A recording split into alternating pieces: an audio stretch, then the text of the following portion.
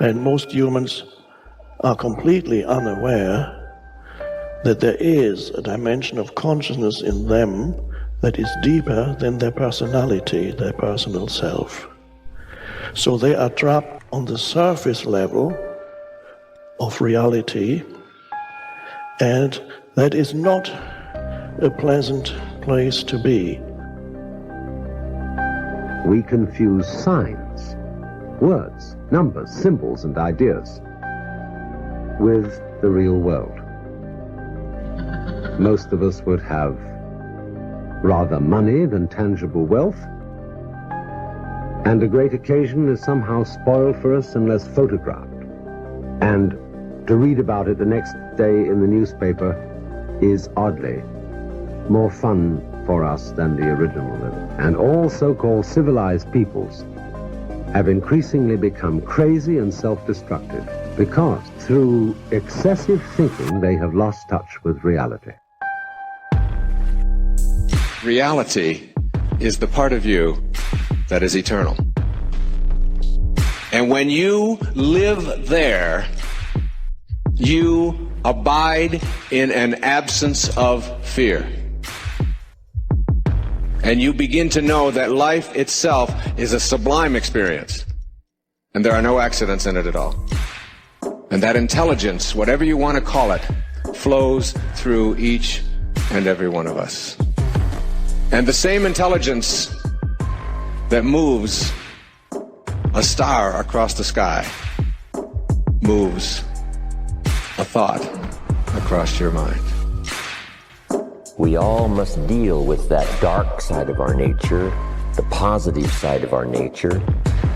And it isn't that it ever gets done or finished, but that we should suppress those things that would cause us trouble, not only within ourselves, but cause us trouble with someone else. It's a never-ending challenge, but to still always be who you are. But who we are is, you might describe it as dual nature. And the key to life is to become the most of the good in you and the least of the bad. Because you've got to make a move which will put yourself out of your own control into the control of a better. If you don't believe in the Christian kind of a God, you can believe in the Hindu kind of a God, who is your inner self, the real self, the spirit, which is substantially identical with God. So you've got to meditate in such a way that you identify with your higher self. How do you do that? Well, you start by watching all your thoughts very carefully, watching your feelings, watching your emotions, so that you begin to build up a sense of separation between the watcher and what is watched.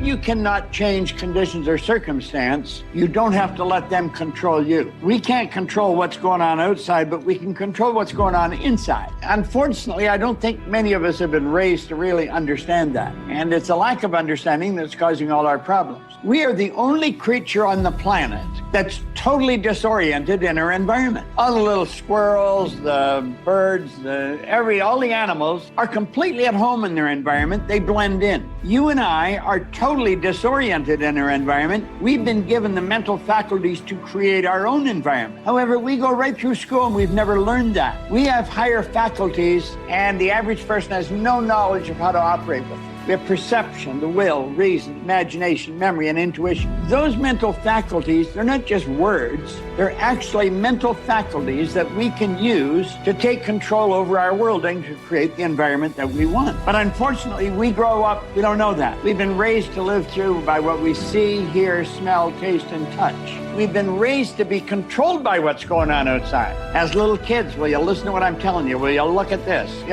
And so it's all outside. I think we're raised in ignorance, actually. There's a very small percentage of the population that have a reasonably clear understanding of who they are and what they're capable of doing. But the ones that do are in the minority. It's so important for people to remember that they're the creators of their lives instead of the victim of their lives. The victim is saying, I'm feeling this way because that person or that circumstance or I don't have any money is causing me to feel this way. That's my relationship with money. What that really means is I'm using my lack to reaffirm my dependency, my addiction, my conditioning. That's my relationship with money, is that I put my attention on money because I don't have it. Their relationship with money is, of course, built on lack. And so when they don't have it, they feel bad. What they're really saying is my outer environment, my reality is actually controlling the way I feel and the way I think. So, Louis, why are you in a good mood today? Things are going good. Why are you in a bad mood? Things are going bad today. So this unconscious program of victimization is saying that we're allowing our environment to influence the way we feel and the way we think. Isn't that what victimization is? And the stronger the emotion we have to our lack, the more we put our attention on the fact that we don't have it. So then the person has forgotten that they're creating reality because what they're creating is lack. Okay, let's create from the field instead of from matter. Get a coherent heart, get a coherent brain, relax in the heart, and energy moves right into the brain. We've measured this 1,000 times, and all of a sudden the person moves into these beautiful, elegant brainwave states where they're super creative, right? The future must become the present in the imagination of the one who would wisely and consciously create circumstances. I think right now everybody wants to create circumstances because they don't like the ones they find themselves in. But you see, you cannot change the circumstance you find yourself in. You can only change your perception of them. And when you do that, you change the circumstance. So we say here, the future must become the present in the imagination of the one who would wisely and consciously create circumstance. We must translate vision into being. Thinking of into thinking from. Imagination must center itself in some state and then view the world from that state. See yourself where we want to be and then be there. Thinking from the end is an intense perception of the world of fulfilled desire. That is so cool. Thinking from the end is an intense perception of the world of fulfilled desire. So what are we doing? We're building a goal, and then we see ourselves already having accomplished the goal. Thinking from the end is an intense perception of the world of fulfilled desire. Already got it. I don't have to get it, I've already got it.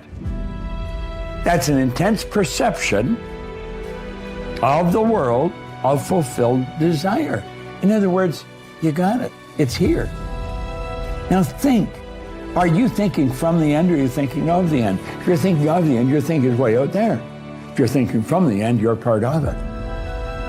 See, the end result has already happened in our mind. We're created beings. We're God's highest form of creation. We can create in our consciousness the kind of person we want to be and then be that person. And that's what he said here. We must translate vision into being. So we don't just visualize it, we be it. The longer you're conscious of that energy, the more you draw that future to you. What does the synchronicity mean? It means whatever you're doing inside of you is producing that effect outside of you. Pay attention to what you did. Keep doing do more it again. Yeah. So generate a little bit more abundance. Just do it for an experiment. Now, when the synchronicity happens, do you think you feel suffering or do you think you feel a little excitement? You feel inspired, right?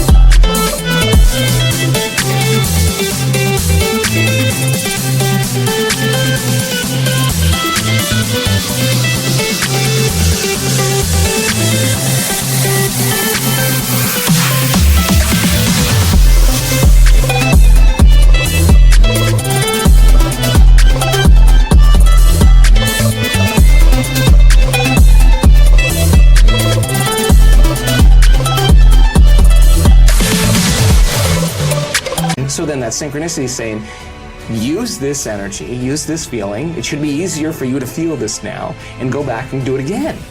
Let's keep the experiment going. Then here comes the promotion, here comes the email, here comes the person you meet at the right time, right? Well, we have something happening here, and then that becomes the momentum, right? So then we generate abundance. That's how we do it. We generate abundance, right? So then if you have an hour meditation where you're tuning into your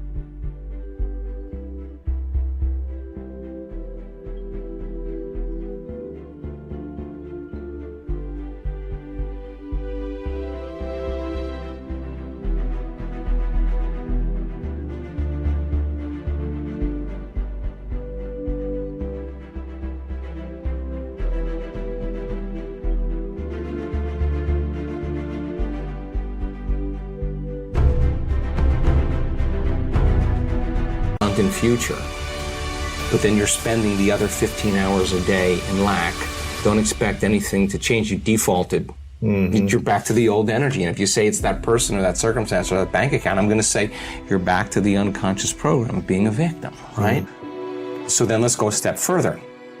If your personality creates your personal reality, and it does, and your personality is made up of how you think, how you act, and how you feel, then the present personality who's listening to this podcast has created the present personal reality called their life. Nothing big there. Which means if you want to change your personal reality, you're going to have to change your personality. Right. Nothing changes in your life until you change.